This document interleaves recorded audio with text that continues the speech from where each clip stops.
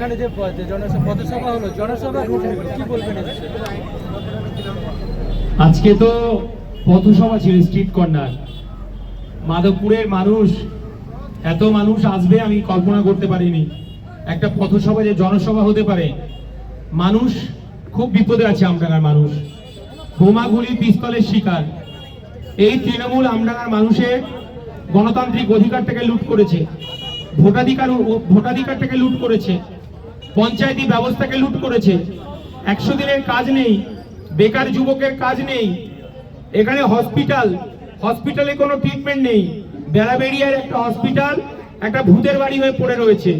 উপস্বাস্থ্য কেন্দ্রগুলো ধুঁকছে। Mid day মিলের অবস্থা খারাপ এবং স্কুলগুলোর অবস্থা খুবই খারাপ। টিচার নেই এবং মিড ডে মিলে ঠিকমতো বাচ্চাদের খাবার দিতে পারছে না এই সরকার। এবং ম্যাক্সিমাম দিন স্কুলগুলো বন্ধ থাকে। তো এই আমডাঙ্গার মানুষ বোমা গুলি পিস্তলের আওয়াজ শুনতে শুনতে ক্লান্ত হয়ে গেছে। আমডাঙ্গার মানুষ পরিত্রাণ চাইছে। আমডাঙ্গার মানুষ ভয়কে উপেক্ষা করে তারা পথসভাকে জনসভার রূপ দিচ্ছে। তাই আমডাঙ্গার মানুষকে আমার পক্ষ থেকে সংগ্রামী অভিনন্দন।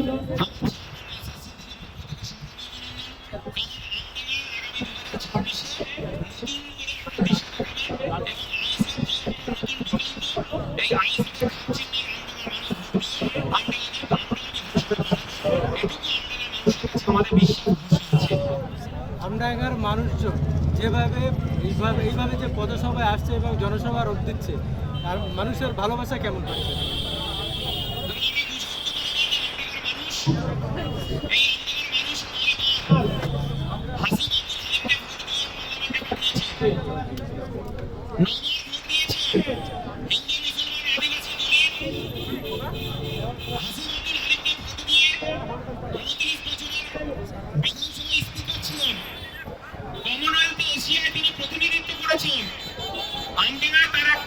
ঐতিহ্য ছিল, বিশ্বজুড়ে আমডাঙ্গার একটা পরিচিতি ছিল।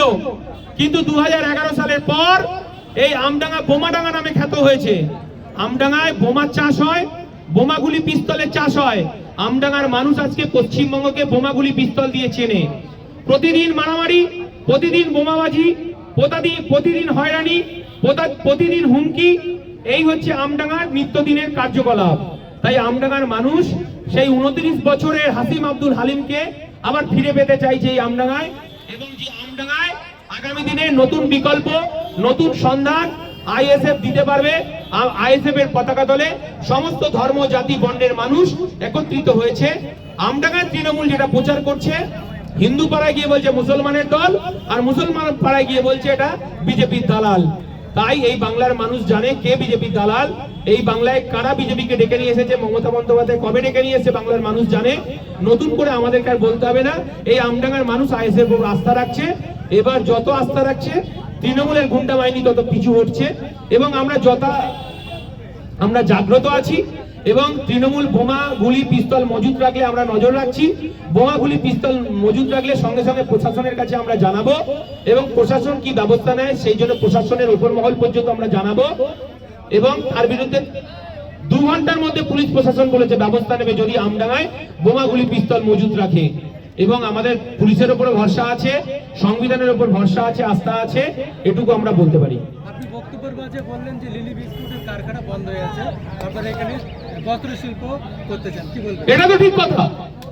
বন্ধ লিলি বিস্কুটের কারখানায় কোনো মতে তৃণমূলকে ওখানে প্রমোটিং করতে দেব না, ওখানে জমি দালালি করতে দেব না, সিন্ডিকেট করতে দেব না।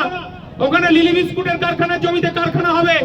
এই আমডাঙ্গার বেকার যুবক, অল্প শিক্ষিত বেকার যুবক ওই কারখানাতে কাজ করবে।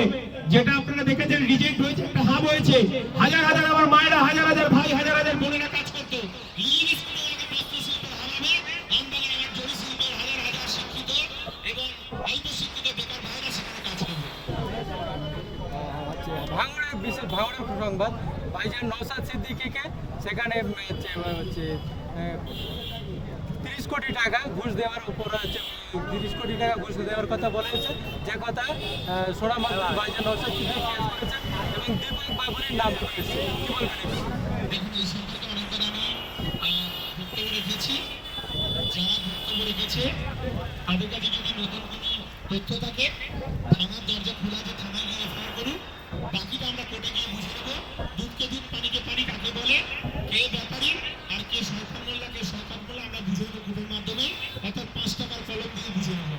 অলরেডি শওকত মোল্লা এখনই দোষ ঝেড়ে ফেলতে চাইছেন। তিনি বলতে চাচ্ছেন ওনাকে ভাঙড় ছেড়ে পালাতে হবে।